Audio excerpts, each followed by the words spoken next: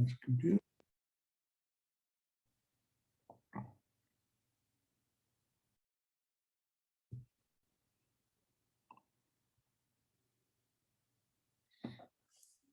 All right, so welcome everybody. Thank you very much for checking in with our little presentation tonight.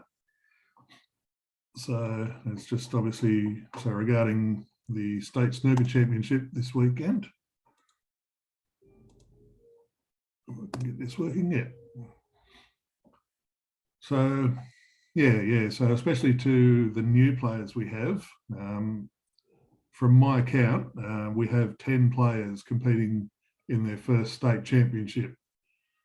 So I think there's people that obviously haven't seen before how it's done, how it works, and we want to make this, the state championship is the pinnacle of our tournament calendar. So yeah, we want to make it a special event, and a big part of that is everybody being on board and doing the right things, wearing the dress code, being there on time. It just makes everything just feel like a special event. So that's what this session's about. We'll just go through the basic ground rules, and I'll allow some time for questions at the end, but for the moment I'll just go through this little presentation. So hopefully everybody should have gotten the email I sent the other day that had the round robin schedule and then the knockout draw attached to it. But if not, you'll find it on the website. So when you go to the page that says, this is the state championship, you'll see links there to get the round robin draw and the knockout draw. So make sure you check that to see which day you're playing on, because if you're playing on Sunday, there's no point rocking up on Saturday. And yeah, if you're playing, especially in the first 6 matches on each day, those matches start at 10 a.m. And that means you hit the balls and start the frame at 10 a.m. So the doors will open at 9:30 to allow people to get in and get set up and everything. But at 10 o'clock, when the games are called on to play, if you're not there at that time, you've lost the first frame. And then after 15 minutes, you've lost that match. So this is ABSC championship conditions that we play this tournament under. So look, if you're running late, you can try and call me if you like, but it's not going to make any difference if you're either there on time or you're not. This is the way it works to have a special championship that we're talking about for the state title. And obviously, I think people would have heard about this thing that's going around at the moment, COVID. Yeah, it's quite possible. It's very much in the peak at the moment. So somebody may come down with COVID this week and then have to be isolating. If that happens, then please let us know ASAP so we could try to find a replacement player. I did have some reserves, but I've had some withdrawals today. So they've now filled those spots. But yeah, look, if you have to go in isolation, there's nothing we can do about it, but just please let us know as soon as possible so that we can try and try and fill another spot in the draw rather than have a bye. Okay, now the dress code. The dress code will be strictly enforced. So I can't say this strongly enough. Absolutely, there will be no exceptions. So the dress code is basically what you see players wear at the World Championship, with the only exception that you don't need to wear a waistcoat until we get down to the quarterfinals. So it's a long sleeve shirt buttoned at the wrist, a bow tie, and that's a bow tie, not a standard necktie, dress trousers, which means not jeans, not black jeans, not chinos, it's dress trousers, and dress shoes. So that are not sneakers, they're not just dark black shoes. Get some proper dress shoes. and then the waistcoat required from the quarterfinals. And just reiterating again that jeans and sneakers are definitely not permitted. Now, if you turn up and you're not dressed properly, you won't be playing your first match at that time in the round robin. If that means you forfeit it, then so be it. If you need to go home and get changed, or there's shops around, you can go and, if you need to buy a pair of trousers, then do that. But yeah, this is the pinnacle of our tournament calendar. So it's the dress up event. All right. Now the round robin format, we have 32 players playing in the round robin. So they're 8 groups of 4, meaning you get 3 matches throughout the day and best of 3 frames. The top 2 players from each of the groups will qualify to go into the knockout. So when you're playing, we will have name tags, frame numbers, score sheets and pens that we'll provide. So please use them. So fill out the score sheets. There's a space for high breaks. If you have anything, you can write down anything over 30, but really, yeah, maybe a 40 might make it to the website. The frame numbers, so that helps us to keep track of how matches are going. If it's 1-0 or 1-all, it's a big help to have that up there. So please make sure you're doing that. At the end of the match, straight away, take the score sheet and the name tags back to the tournament director desk. You can leave the frame numbers and the pen at the table because they'll be used for the next match. Yeah, but if you want to have a chat after your game, that's great. But get the score sheet and the name tags back to the desk first, so then we know the match is finished and we can arrange the next match to go on that table. And obviously, it's good etiquette if you can please rack the balls for the next match. Don't just walk away from the table and leave it for the next people to set up their game. You would appreciate it coming to the table and the balls are set up ready to go. So let's just all work together and do that for each other. So yeah, so with 3 matches to play throughout the day, you'll have a little bit of time in between, but depending on how other matches have gone, or if your match has gone long, you might have less of a break before your next match.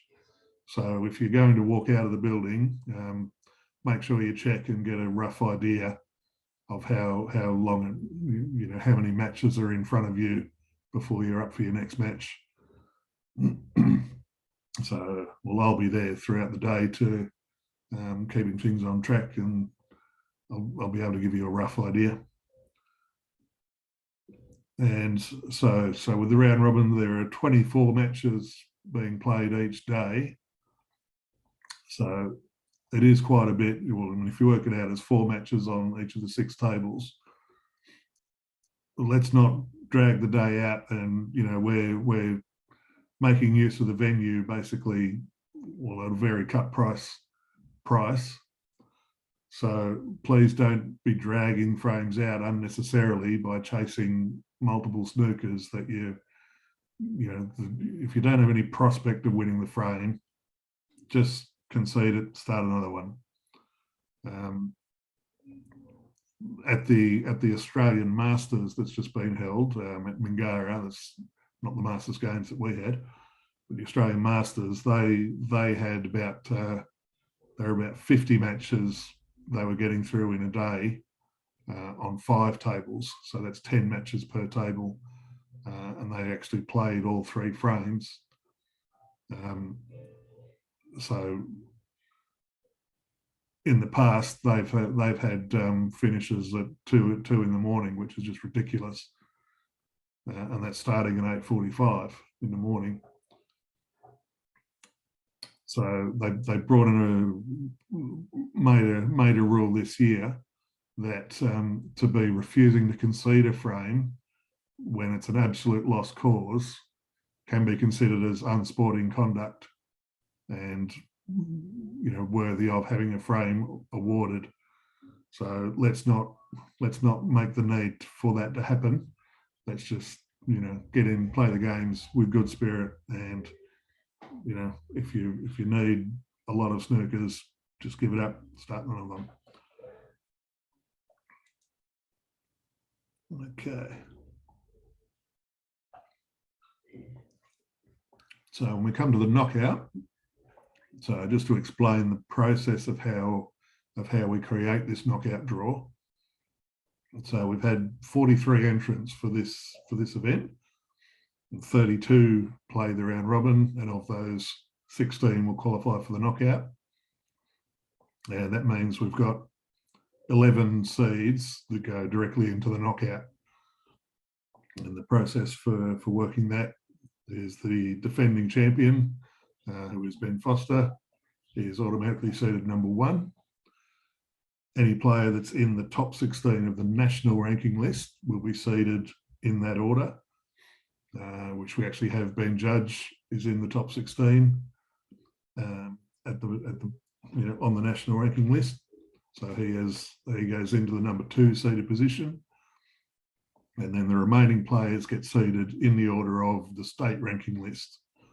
So the rest down until we get to the 11th, that uses up the numbers that we've got. So the winners of the groups in the round robin are then placed in order of the results that they have finished with. So it's basically those who have won all their matches first, and then you look at the frame differential. So if they've, from their 3 matches, they've won 9 frames and lost 0, well, then they're in the top bracket for seeding. If there's a tie in that instance, it reverts to their state ranking. But so the top 5 group winners go into the number 12 through to 16 seeded positions after the 11 we've got seeded in directly. And then the next 3 group winners will become the 17 through to 19 seeds. And they will end up meeting the 14 to 16 seeds in the first round of the knockout. And that means they're also meeting someone else who has won their group, which is just basically the way it works with the numbers we have.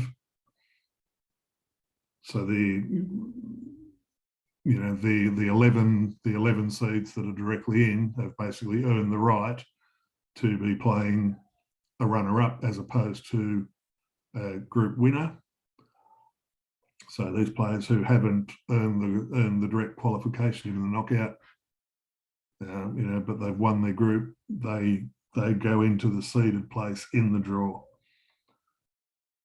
And from time to time you can see an anomaly that somebody might end up playing me and I'm really no good, but because I've played in a number of comps, I've got a good seeding. There's no way around that other than everyone needs to play more ranking events. Okay, and so then the group runners up are placed into the opposite half of their group winner, and so those seed positions are 20 through to 17, and they'll meet the 6 through to 13 seeds, and then the top 5 will get a bye directly into the last 16, the second round. So yeah, so there's not so much of a draw that you see. It's just a process that the knockout is created. Okay, now refereeing matches. So yeah, unfortunately, we just don't have the resources available. We don't have enough referees in this state to be able to be providing referees for every match in the round robin. So we need players to referee their own matches, and there will be roving referees on hand. So if they are needed to make a call, especially a judgment call for a foul or miss, call them over before the stroke is played. Otherwise, there's nothing that can be done if the shot's already played and they didn't see it happen. So just make sure that you're calling them before the stroke.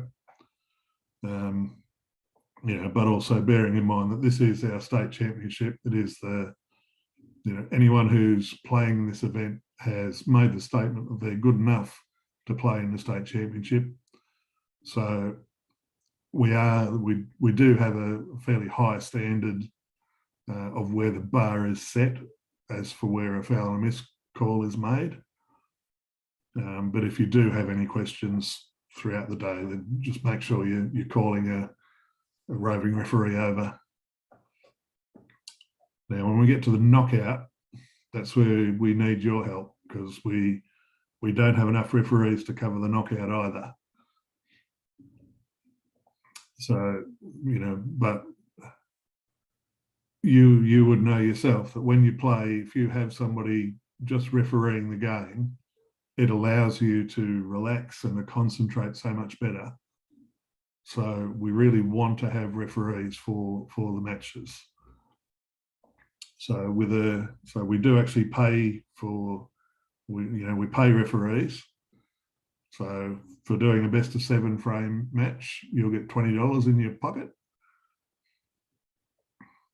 And so the people that are not qualifying through the round robin, please make time for at least one knockout match. So the basis of that is, well, if you had qualified for the round robin, you would have been able to make yourself available the next weekend. So there's no reason now that you didn't qualify that you're now not available. So, please make the effort. I know there's not absolutely everybody is going to be able to do it, but if you can just do one match, that makes our life so much easier and makes a much better tournament. And even if you're not 100% on the rules, just the fact of having someone there pulling out the balls is what helps the players.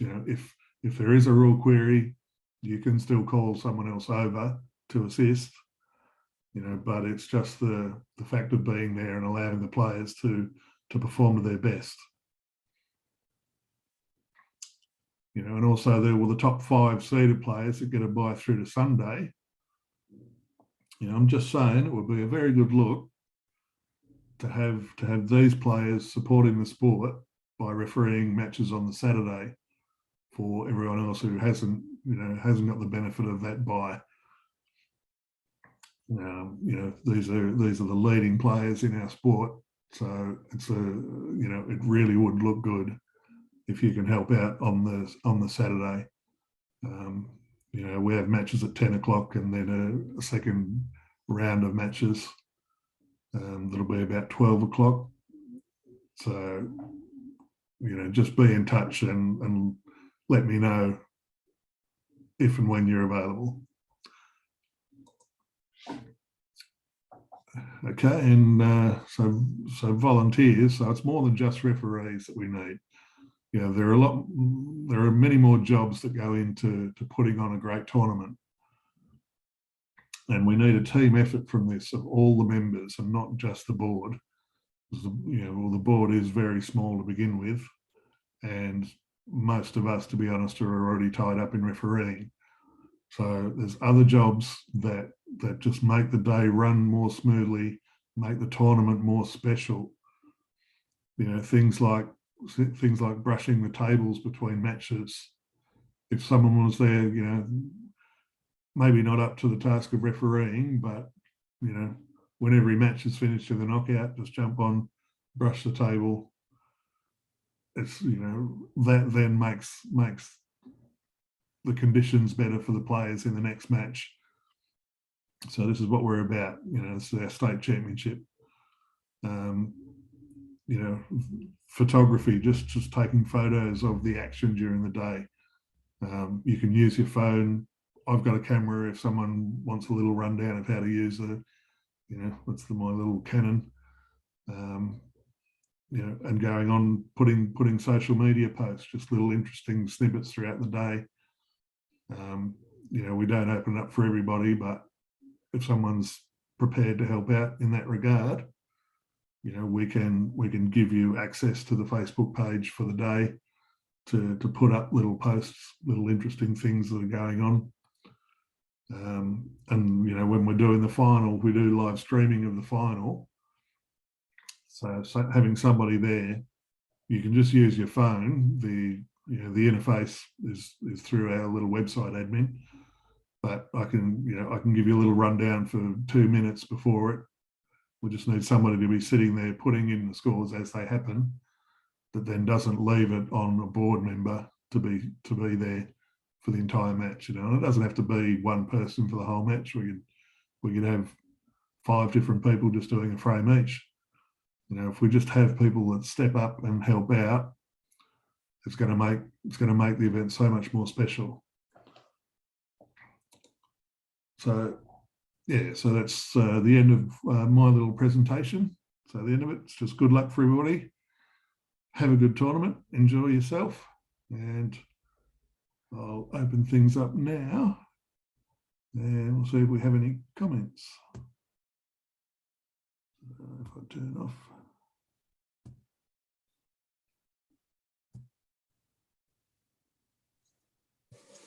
All right, so you'll be allowed to unmute yourself now if anyone's got questions. And I know Himmel had his hand up.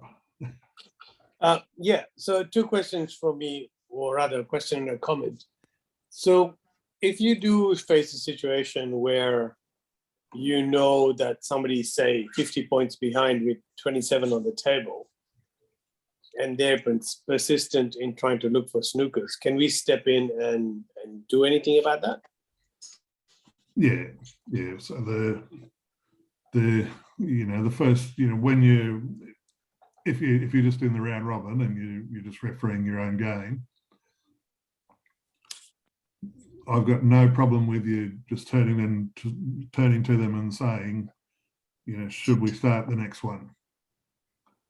What if it's the third frame though? And then if they say no, then call over a referee, who will look at the score and maybe even give them a couple of shots to see if they're, if they're getting anywhere close to getting a snooker to begin with. Yeah, like I understand, obviously it's certain table ball settings allow for snookers, and it is a possibility to win, despite 3. But there's certain times when the balls are all against cushions, and it's almost virtually impossible to even get one snooker, let alone 3. Is that something we can sort of just bring to the attention and to the player and say, do you really want to should we just start the next frame? Yeah. I think we can all keep in mind that we're not actually at the Crucible, we're just at North Perth. Yeah. So, understand when you've got a prospect of winning a frame by getting 6 snookers, and remembering that, yes, you're here playing your match, but there's 42 other players in the tournament that are waiting to get their matches done as well. Yeah. So, no, okay, that's cool. Yeah. Thank Adam, you. I've got a question or a query. Yeah. Have we considered, or has there been a consideration for, say, limiting the amount of snookers that you require at the end of a frame, especially if it's the final frame and you're already won all, say 5 snookers, and if it's beyond 5 snookers, I think it might be beyond the capability of the person playing to get those 5 snookers. Could we put a limit on the amount of snookers needed, and then they must to forfeit the frame, they must concede the frame? Would that be a consideration? This sort of thing was tried to be done by the IBSF over 10 years ago, but I'm not keen on just writing a rule and putting it in stone that X number of snookers is the end of it, because yes, for a lot of people, 5 snookers is going to be beyond their capability, but you don't want to put that rule in and then you come down to the final of the tournament and you've just written this rule that says you have to win the championship. Well, especially for the round robin round robin, because there's so many matches to Yeah. get through, that maybe that could be a consideration for the round robin where the well, let's be honest, where the best players aren't playing. The best players are waiting in the background for the players to come through and meet them. So would that be a consideration to make it easier all the way around for the round robin part of the tournament? I would still sort of like every situation to be judged on its merits. But so what I'm putting out here now is for people to think about it and to make their own judgment call of, am I a realistic prospect of winning this frame? I don't want to have to be demanding people concede and warning them with an unsporting conduct.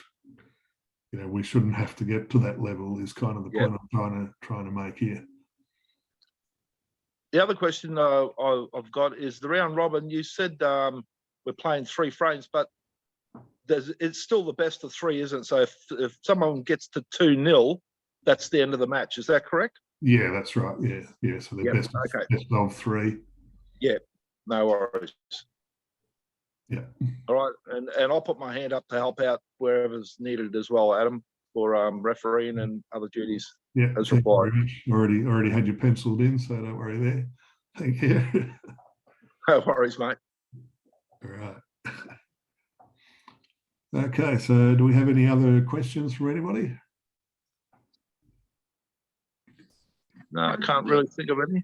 If not, yep. Sorry, as I was just going to say, obviously you covered an awesome range of topics in the PowerPoint, but I dare say some of the questions will probably come up on the weekend, and it'll be those people obviously not on the meeting because there's not a lot of us, and if they bother to go back and watch the recording. So happy to print off some copies of the PowerPoint at work if you want to send it to, just because otherwise you might end up in a bit of a Groundhog Day situation of like answering everyone's questions when you can just hand them the PowerPoint and go, it's in there. Yeah, absolutely. I'll send you over the presentation. But yeah, like I think we've gone over and above in getting the word out for this comp. If people, so maybe not everyone can make it to this meeting live, but I'll get it up onto YouTube tonight. Yeah. Everyone has had the opportunity as far as I'm concerned. So there's no, especially on the dress code, I'm absolutely stressing that there's just no exceptions on the dress code. There's no way to, sorry, I was going to say, people just can't come back and go, I didn't know about that. You can just say, you had every opportunity. But I think particularly just with the way the seedings are worked out, maybe that's going to be more relevant maybe after the round robin, because people do tend to have questions about that, going, well, how come I'm playing so-and-so and, when they qualified whatever in their group and, Well, in my opinion, they just need to suck it up because it is what it is. And Adam and the board has done everything they can to put the word out. And if people can't be bothered to attend these meetings or get themselves informed, then, yes, you're doing the presentation and it's appreciated. And Adam, it is appreciated with putting in the time and putting the Zoom meeting up. And it is frustrating that people aren't joining in, but it is what it is. And we just have to roll with the punches. Yeah, I totally agree. But I guess it just means that, we can quite comfortably just that a bit more, the information was out there, so it sort of should limit kind of argument and dispute, hopefully. Yeah. Well, there'll always be dickheads in the unfortunately it's worded that way, but there'll always be those kinds of people. But absolutely. Yeah. Adam, I've got another query. If as a referee, a roving referee, if you're asked to come to a table to view the position of the balls before a shot is applied and where there's a consideration of foul and miss, is it okay for that roving referee to take a photo of the table and then try and put the balls back as close as possible to that what that photo shows on his phone. Yeah, that sounds fair to me. Yeah, I think there is Yeah, actually. I think that would help because sometimes some of the balls get moved and they're not. You're not going to get them perfect, but at least if you can get them in the close vicinity to where they were, especially the white ball, if you can get that basically spot on, Yeah. I think that will make the other player feel that he hasn't been, how would you say, disadvantaged. Yeah. Okay, I'll do that if it's a request. Yeah. I'll ask them if they have got a problem. I'll ask the players if they've got a problem with that, and if they haven't, I'll take a photo and then they can play the shot, even though that's interrupting their game slightly. Yeah. We don't want to take too long with it, but yeah, just a quick little snap. Yep. Should be fine. All right. Hey, sweet. Oh, sorry. No, you're right, Judy. Just a quick question. With that foul in the rule miss, because I am hoping to help referee a couple of matches on the Saturday or Sunday for the knockout.